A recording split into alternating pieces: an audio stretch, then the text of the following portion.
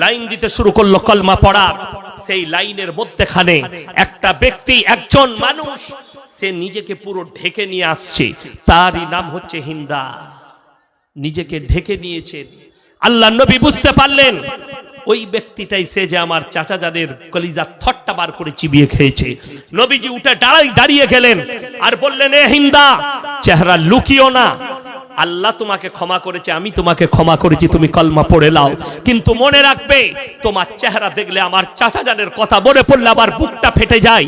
তুমি আমার চাচা জানের কলিজা থট্টা বার করে চিবিয়ে খেয়েছো। আল্লাহ তোমাকে ক্ষমা করেছে, আমি আল্লাহর রাসূল ক্ষমা করেছি।